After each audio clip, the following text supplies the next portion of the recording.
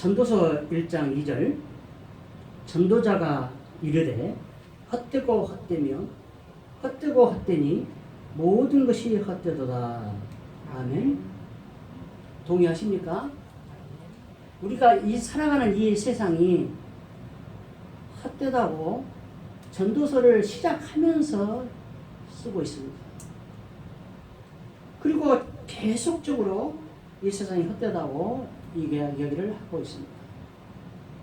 근데 이런 세상 모든 것이 헛된데 무엇을 더 가지려고 발버둥을 치고 또 무엇을 더 가지려고 전쟁을 하고 남하고 싸우고 그러냐는 거죠. 하나님 보시기에 또 이 전도서를 쓴 이 기자가 보기에 그러는 인간들을 볼 때 얼마나 한심할까요?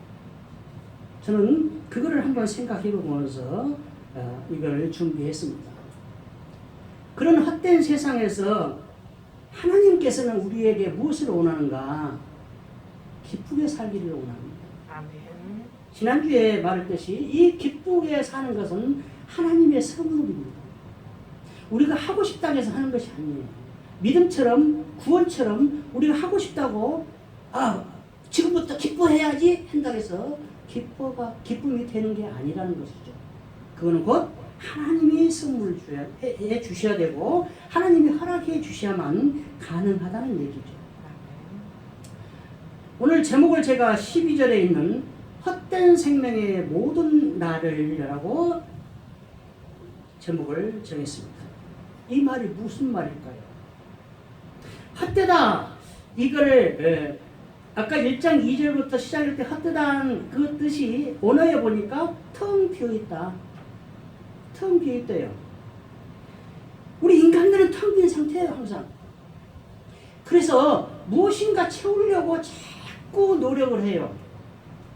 그러니까 지금 9절에도 나오지만은 눈으로 보는 거 쫙 가져가려고 하고 눈으로 보는 건 다 욕심나서 다 내 마음에다 갖다 채우려고 노력을 해요. 이거를 이제 눈으로 보이는 것을 창고를 지어서 채우려고 하죠. 그 다음 덧없다. 덧없는 세월이에요. 이 세상의 삶을 말하고 있는 겁니다. 헛된 생명. 하나님이 주신 생명 귀하죠. 근데 우리가 그 생명을 헛되게 만들어가고 있어요. 왜? 아담의 범죄로 인해서 우리는 죄인들이기 때문에 헛되게 만들어가고 있는 것입니다. 근데 그 삶이 헛된 삶인데 그 삶을 그 뒤에 보니까 그림자로 표현을 하고 있어요. 우리가 알다시피 그림자는 뭡니까? 그 사람을 그 물건을 그림자로 햇빛에 의해서 비춰지지만은 곧 사라지죠. 그런 인생들입니다. 그렇게 그림자같이 금방 사라지는 우리 인생들인데 아까 서두에도 말씀드렸지만 무엇 때문에 싸우고 무엇 때문에 전쟁하는 겁니까? 전쟁은 곧 땅 따먹기예요. 그죠?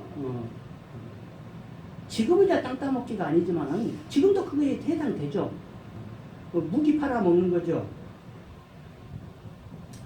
그래놓고 헛된 생명의 모든 날이 그림자 같다 하면서 두 가지를 말하고 있습니다.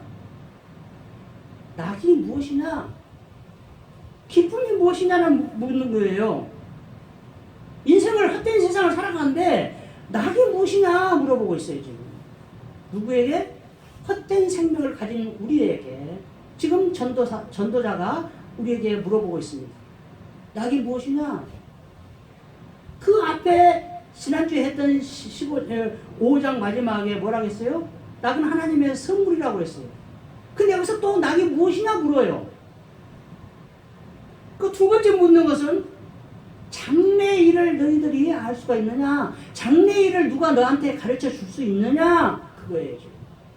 이 말은 뭔 말이에요? 헛된 인생들에게 이거를 해줄 수 있는 것은 창조주 하나님밖에 없다는 것을 지금 강조하기 위해서 쓰는 거예요. 창조주 하나님밖에 없다. 그죠? 그전에도 말씀드렸잖아. 무당들이 과거를 잘 맞춰요. 그럴싸해요. 근데 과거를 잘 맞추니까 장래일을 말을 하면 장래일도 맞을 줄 알고 거기에 따라가요. 헛된 인생이기 때문에 따라가는 거예요. 근데 성경은 분명히 기록하고 있습니다. 장래일을 알 사람이 없다는 거예요. 전도서 3장에도 써져 있죠. 하나님이 하신 일을 알 수 없게 만들어 놨어요. 우리를 창조할 때부터 알 수 없게 만들어 놨는데 그걸 어떻게 알겠어요, 우리가? 알려고 발버둥 치는 그 자체가 하나님한테 반역하는 거예요. 그죠? 그냥 세상 이 삶을 그냥 받아들이면서 하나님께서 주신 것을 기쁨으로 받아들이면서 살아가는 것이 그것이 하나님 뜻이에요. 자, 이렇게 헛된 생명의 모은 나를 이 지금 전도자는 오늘 본문에서 표현을 해놓고 있는데 어떻게 표현하고 있냐? 하나님께서 주신 재물과 부여와 존귀를 이야기를 하고 있습니다. 5장 19절에도 하나님께서 주신 것이라고 했고 그것을 받아서 누리는데 수고를 해야 된다고 했어요. 하나님의 선물이라고 해서 그냥 받아서 그냥 누리는 게 아니에요. 받았으면은 그걸 가지고 수고를 해야만이 누린다고 해요. 여기에 말한 재물과 부여와 존귀도 똑같은 이야기예요. 하나님께서 주셨지만은 수고를 해야 돼요. 내 노력이 있어야만 가능하다는 얘기예요. 2절. 부족함이 없이 많이 받았어요. 근데 그것을 누리지를 못한답니다. 그 뒤에 보니까 다른 사람이 그거를 누려요. 자, 이 사람이 지금 재물을 부족함이 없이 많이 받았다는 얘기는 자기 수고를 거기다 했다는 얘기죠. 자기를 수고를 했기 때문에 받았어요. 근데 그거를 누리지를 못한답니다. 저는 이거를 생각할 때 이거를 지금 발췌하면서 2절을 생각하면서 참 불쌍한 사람들을 한번 생각해 봤습니다. 근데 여기서는 지금 악한 병이라고 표현을 해놓고 있습니다. 악한 병은 정신적인 문제를 이야기를 하고 있는데 육신은 많으니까 편하겠죠. 근데 정신적으로는 피폐되어 있다. 그 이야기를 지금 여기서는 하고 있는데 저는 생각하기를 이렇게 했어요. 자, 재산이 많은 사람들이 그거를 물려주려고 그래. 지난주에도 했지만 아들이 없어요. 그죠? 물려줄 사람이 없다는 거죠. 근데 있어도 물려줄 때 그게 정상적으로 합법적으로 물려준 사람이 과연 얼마나 되냐는 거죠. 그래서 성경적이고 믿음이 있는 사람들은 유일한 시처럼 물려주질 않아요. 이런 정신이 있기 때문에 이런 성경적인 기초 안에 미국 사람들은 기부를 하는 거예요. 물려봤자 필요 없다는 거예요. 자, 여러분 생각해 보시오. 뉴스를 다 들어봐서 알겠지만 로또 당첨된 사람 치고 잘 먹고 잘 사는 사람이 한 사람도 없어요. 이혼까지예요. 로또를 샀답니다. 근데 사자 이게 당첨되면 둘이 난세 그러고 이야기했어요. 처음에는. 근데 당첨되고 나니까 난지를 안 해요. 결국 이혼을 해요. 통계가 나와 있어요. 지금 로또 1등 당첨자가 잘 살고 있느냐? 없다는 거예요. 있겠죠. 극히 드물게 뭐 1%나 있는가 모르겠죠. 근데 제가 보는 그 글로는 없다고 이야기를 해요. 왜 그래요? 수고가 없이 받았기 때문이에요. 반드시 누리려면 수고가 있어 따라야 돼. 그래야 받는 거예요. 받아서 수고를 해서 받아서 하나님 주신다고 해서 그냥 내 것이 되는 게 아니라는 거예요. 수고를 반드시 해야 돼요. 근데 그 수고를 안 했기 때문에 아까운 줄을 몰라요. 중한 줄을 몰라요. 그래서 오늘 1절에 사람의 마음을 무겁게 하는 것이라. 근데 개혁성경에는 보니까 사람의 마음을 중하게 하는 것이다. 그렇게 나왔어요. 똑같은 이야기죠. 무겁게 하는 거나 중하게 하는 거나. 근데 이제 여기서 설명을 해놨죠. 개혁판에서는. 개혁성경에 중하게 한 것을 무겁게 우리를 마음을 눌러요. 그것이. 이게 불행한 일이라고 전도자는 보고 있는 거예요. 2장 21절 어떤 사람은 그 지혜와 지식과 재주를 다하여 수고하였어도 그가 얻은 것을 수고하지 아니한 자에게 그의 몫으로 넘겨주리니 이것도 헛된 것이며 큰 악이로다. 자, 지금 무슨 이야기입니까? 그 사람이 수고해서 많이 났어. 근데 그 다른 사람이 그거를 보니까 다른 사람이 갖고 놀아요 그거를. 근데 여기서 뭐라고 하나님은 기록하냐? 그 사람의 몫이에요. 내 것을 뺏긴 것이 아니에요 지금. 여기서 지금 하나님의 말씀은 네가 노력해서 받은 것을 뺏긴 것이 아니고 저 사람이 뺏어간 것이 아니고 그 사람 몫이다. 이해가 가시죠? 기가 막혀요. 그래서 여러분 발버둥 치지 마세요. 우리는 하나님이 주신 대로 하나님 몫으로 주신 대로 그대로 이 세상을 살고 있는 거예요. 너무 발버둥 치지 마세요. 발버둥 치는 것은 내가 어떻게 하면 하나님을 잘 섬기고 하나님 앞에 올바로 설 것인가를 가지고 발버둥 쳐야 돼요. 재물을 더 가지려고, 부요함을 가지려고, 존경함을 가지려고 발버둥 치지 마세요. 그게 헛된 거라고 이야기하고 있잖아요. 이거를 예수님께서 가장 정확히 설명을 해놓은 데가 있습니다. 누가복음 12장 16절에서 21절까지 어리석은 부자에 대한 비유를 이야기해놓고 있습니다. 이 어리석은 부자 비유를 해놓고 있는데 이 비유를 한 이유가 예수님은 형제 간의 유산을 나눠달라고 예수님한테 와서 부탁하기 때문에 답답해서 이야기를 합니다. 15절. 그들에게 이르되 삼가 모든 탐심을 물리치라. 사람의 생명이 그 소유에 넉넉한 데 있지 아니하니라 하시고. 엉뚱한 말씀을 하는 것 같죠? 그죠? 지금 형제가 와서 유산을 나눠달라고 하는데 탐심을 물리치랍니다. 엉뚱한 이야기입니까? 아니죠. 탐심이 없으면 싸우질 않아요. 유산 가지고. 그죠? 탐심이 있기 때문에 싸우는 거예요. 탐심을 물리치라 해놓고 비유를 해요. 어리석은 부자에 대한 비유를 하는데 16절 이하에서는 소출을 많이 거둬. 지금 하나님이 지금 부요함을 주셨죠. 소출을 많이 주셨어요. 근데 소출을 많이 주셨으면 뭘 해야 돼요? 재물을 많이 얻은 것도 은사입니다. 하나님께서 선물로 은사를 주셨어요. 재물을 주셨어요. 그럼 어떻게 해야 돼요? 베풀어야 돼요. 근데 이 사람 뭐예요? 창고를 크게 지어요. 그리고 크게 지어놓고 거기다 곡식과 재물을 잔뜩 채워놓고 하는 말이 뭐냐? 19절.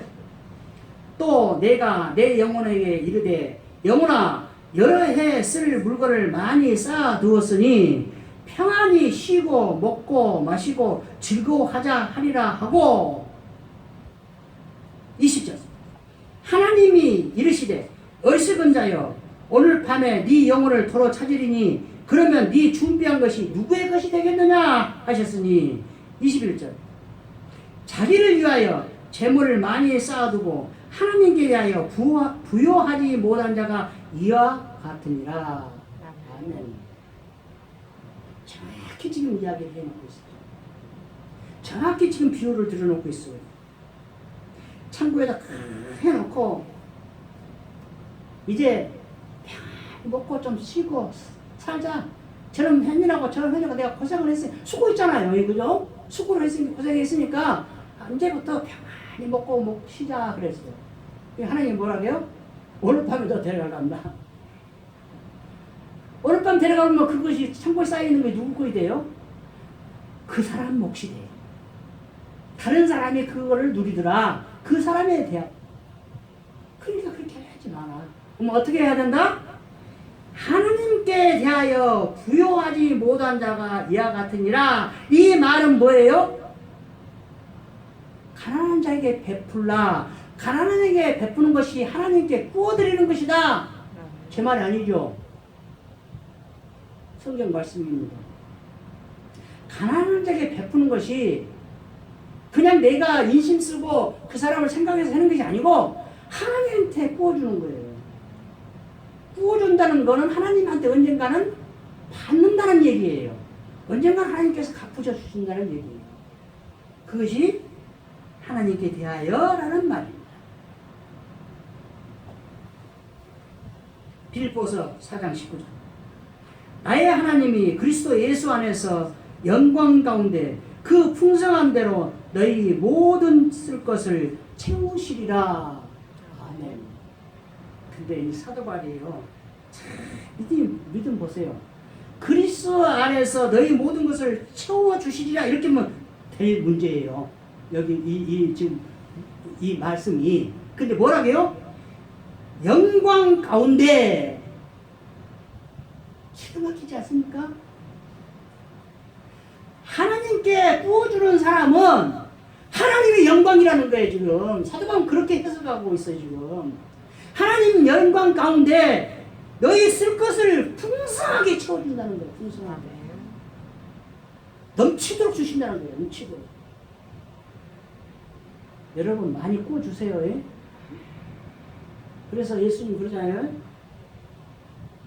내일 오라고 했지 말라는 거예요.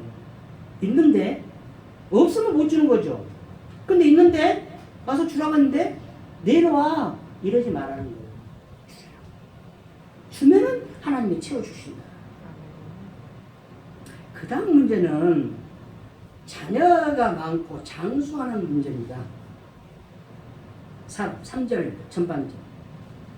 사람이 비록 100명의 자녀를 낳고 또 장수하여 사는 날이 많을지라도, 여기서 지금 자녀를 많은 것을 이야기하는 이유는 이 옛날 이 시대에는 자녀가 많은 것이 힘이에요. 그죠? 군대예요, 군대. 자녀가 많은 사람이 싸움에서 이기는 거예요. 그리고 또 자녀가 많아야 양도 많이 키워요. 이게 재산이에요. 자녀가 재산입니다. 그래서 자녀를 많이 낳아요.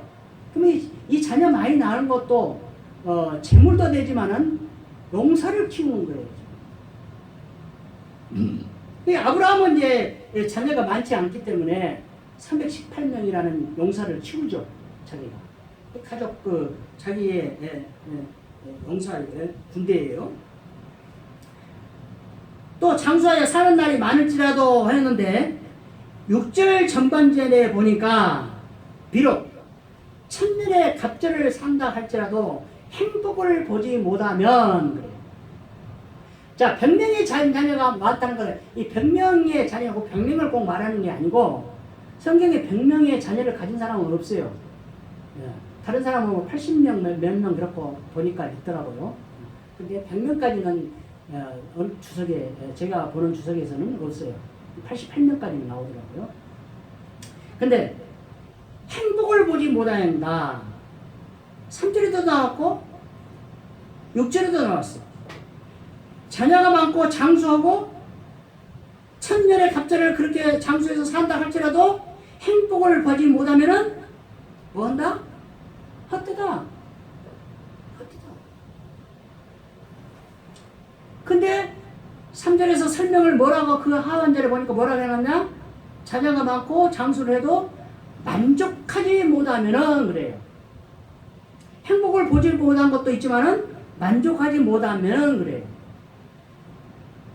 그래서 또 사도 바울 이야기하지만은 자족하는 삶이 대단하다는 이야기를 하고 있는 거예요. 지금 자족하는 삶, 내 스스로 적으나 많으나 내 스스로 만족을 느낀다는 것이 굉장히 중요하다는 것을 이야기하고 있는 거예요. 주님 안에서. 근데 이렇게 사는 사람이 행복을 느끼지 못하고 만족하지 못한 사람은 또 하나의 불행한 일이 있는데, 이거는 하나님의 징벌이죠. 그가 안장되지 못하면 그래요. 이렇게 자녀가 많고 오래 산 사람이 안장되지 못하면은 낙태한 자가 더 낫다고 그 낙태한 자한테 비교를 해서 이야기를 해놓고 있는데, 안장되지 못한다는 이야기가 무슨 말일까요? 무덤에 묻히지 못하면은 말이에요. 땅에 묻히지 못하면은 그러면 개밥이 되고 짐승들의 밥이 되고 새의 밥이 된다는 얘기예요. 그런 사람 있죠. 성경에서 보면 아합이나 이세벨이 그랬죠. 네. 하여튼 어쨌든 간에 이거는 지금 열왕기 시대 때니까 왕실이나 열조의 즉 지금 현재 우리로 말하면 선산에 묻히지를 못한다는 얘기예요. 역대하 21장 20절 여호람이 32세에 즉위하고 예루살렘에서 8년 동안 다스리다가 아끼는 자 없이 세상을 떠났으며 무리가 그를 다윗성에 장사하였으나 열왕의 묘실에는 두지 아니하였더라. 다윗성에는 다윗성이 뭐 조그만 데가 아니죠. 크죠. 근데 열왕의 묘는 적겠죠. 근데 이 왕들의 묘에는 여호람이 왕이지만은 들어가지 못해요. 왜 못 들어갔는가 봤더니 이런 사람이 몇 있어요. 왕들 중에서 있는데 왜 못 들어갔는가 그 앞에를 보니까 이 여호람은 아합의 사위예요. 아합의 사위라는 것은 이세벨의 딸이에요. 그죠? 딸이 아내예요. 그래서 그 이세벨이 시킨 대로 이 모든 일을 하고 자기 동생들을 다 죽여버려요. 그래서 왕실에 들어가지 못해요.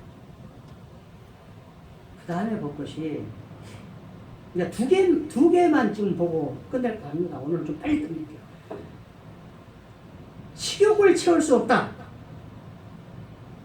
7절 사람의 수고는 다 자기의 입을 위함이나 그 식욕은 채울 수 없느니라. 자기 입을 위한데요. 아까는 자기의 수고를 하는 것이 하나님이 주신 것을 내 걸로 만들기 위해서 수고를 해서 만들어요. 내 걸로 만들기 위해서. 근데 여기서는 지금 자기 입을 위해서라는 거예요. 왜 입을 위해서라고 해놨을까요? 식욕이라고 해놨기 때문에 먹고 살기 위하여. 먹고 사는데 목숨을 걸어요. 그 이야기에 지금. 먹고 사는 데가 사는 길이에요. 근데 그래도 그 식욕을 채울 수 없다. 근데 이 식욕이라는 단어를 보니까 네페시라는 단어인데 9절에 있는 마음이라는 단어하고 똑같은 단어예요. 자, 7절과 9절을 비교해보면 아시겠지만은 만족이 없죠. 네페시라는 단어인데 이게 생물, 영혼이에요. 영혼. 우리의 영혼인데 욕망이라는 단어가 또 하나 들어있어요. 그러면 결론은 뭐예요? 우리 영혼도 욕망이 있다는 거예요. 어떤 욕망? 채우려. 왜 그럴까요? 하나님이 그렇게 만들어놨다니까요. 하나님이 부족하게 만들어놨어요. 2% 부족하게 만들어놨어요. 그래서 뭔가를 바라봐야 돼요. 뭔가를 채우려고 자꾸 노력을 해야 돼요. 이게 우리 인간들이에요. 근데 이것이 과욕을 하니까 탐심이라고 하고 과욕이라고 하고 넘친다고 하는 거예요. 욕심이 나쁜 것은 아니에요. 욕심은 내가 가지려고 노력을 하는 거예요. 근데 그게 넘치면 안 돼요. 선을 넘으면 안 돼요. 그 요즘 잠깐 생각나네요. MBC죠. 선을 넘은 녀석들이라고 해갖고 나오죠. 그거 보셨는지 모르지만 역사에 대한 이야기를 해요. 근데 역사에 대한 이야기 했는데 다 선을 넘은 이야기들을 하고 있어요. 여기까지만 가야 되는데 더 넘어가서 나쁜 짓거리를 하고 있는 거예요. 넘어가면 나빠요. 그 이야기를 하고 있는 거예요. 재물도 장수도 자녀 많음도 만족하지 못해요. 결론적으로 이 세상의 것으로는 영혼을 만족할 수가 없다는 거예요. 육신은 만족할 수 있겠죠. 근데 육신도 만족을 못하는 사람이 너무나 많죠. 먹어도 양이 안 차는 사람들이 있겠죠. 그런 사람이 있겠죠. 더 많은 것을 요구한다고 11절에 기록하고 있습니다. 이 세상 것과는 채울 수가 없어요. 그래서 마지막으로 현재 소유한 것으로 만족하라. 9절.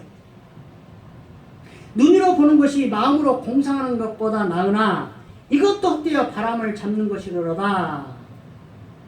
자, 눈으로 보는 것. 마음으로 공상하는 것. 아까 마음이란 단어가 식욕하고 같은 단어라고 했습니다. 이 영혼으로 공상하는 것.